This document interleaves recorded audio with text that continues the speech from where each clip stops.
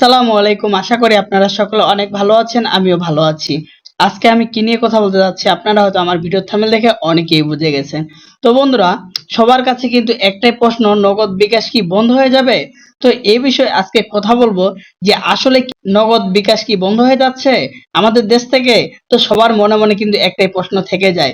বর্তমান ব্যাংকগুলোর যে অবস্থা, ঠিক তেমনি নগদ বিকাশ এর ঠিক তেমনই অবস্থা।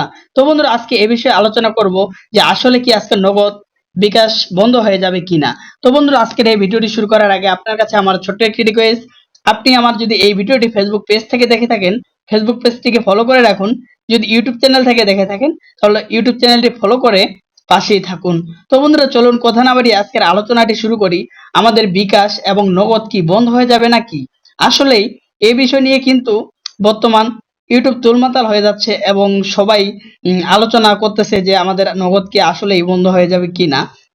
5ই আগস্ট দেশ ছেড়ে দেওয়ার বাধ্য হয় শেখ হাসিনা সরকার। তো বন্ধুরা, তারপরে এখন সবার মনে মনে একটাই প্রশ্ন, আসলে কি আমাদের নগদ বন্ধ হয়ে যাবে? তো বন্ধুরা, বর্তমান সকল ভাতা বন্ধ হয়ে যাবে কিনা, কিন্তু বিকাশ নগদ মোবাইল মোবাইল ব্যাংকিং সার্ভিস বন্ধ হয়ে যাবে কিনা, লোক লোকমুখী প্রচলিত আছে যে নগদ সজীব ওয়াজেদের জয় এর কোম্পানি। তাই শেখ হাসিনার পতনের পর কিছু মানুষ নগদ নিয়ে চিন্তায় পড়ে গেছেন। তারা ভাবছেন নগদ হয়তো বন্ধ হয়ে যাবে, ফলে আমাদের ভাতার টাকা আমরা আর পাবো না।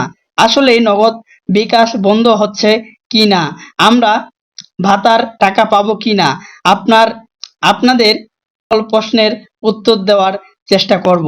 প্রথমে বিকাশ নগদ বন্ধ হবে কি না সে সম্পর্কে আলোচনা করা যাক।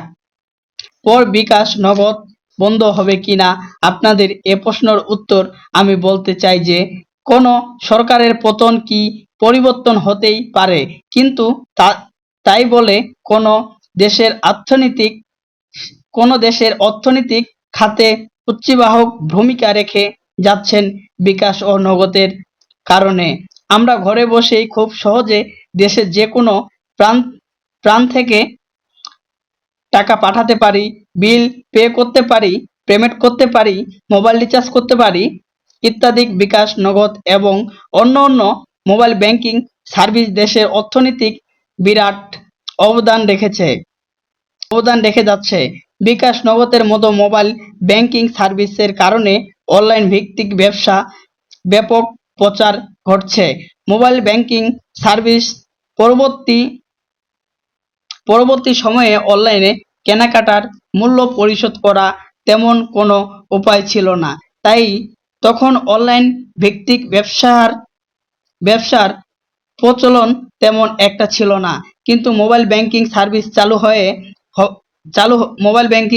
চালু হওয়ার পর অনলাইনে ভিত্তিক ব্যবসায়ী জোয়ার এসেছে। কারণ আমরা কোনো পণ্য অর্ডার করার পর বিকাশ নগদ বা অন্য কোনো মোবাইল ব্যাংকিং সার্ভিসের মাধ্যমে আমরা বিল পরিশোধ করতে পারি। তো বন্ধুরা, কোনো নগদ এবং বিকাশ বন্ধ হচ্ছে না, কিন্তু মালিকানা চেঞ্জ হতে পারে। ধরুন, আজকে আপনি মালিক ছিলেন, এখন অন্য কেউ মালিক হতে পারে। তো বন্ধুরা, এরকম করে কিন্তু বিকাশ নগদ চলবে। বর্তমান যেরকম ব্যাংকগুলোতে শুরু হয়েছিল 2017 সালে, যাদেরকে নিয়োগ দিয়েছিল তাদেরকে এখন বের করে দেওয়া হচ্ছে। ঠিক তেমনি কিন্তু আমাদের দেশের ব্যাংকগুলা আস্থা রাখবে এবং আমাদের নগদ বিকাশ এটা দেশেই থাকবে, কোনো সমস্যা হবে না আশা করি। তো বন্ধুরা, আশা করি আপনারা সকলেই বুঝতে পারছেন আসলে কিন্তু আমাদের নগদ বিকাশ এগুলা বন্ধ হচ্ছে না। আজকে আমার এই ভিডিওটি এ পর্যন্তই। পরবর্তী ভিডিওতে দেখা হবে নতুন কিছু নিয়ে। ধন্যবাদ।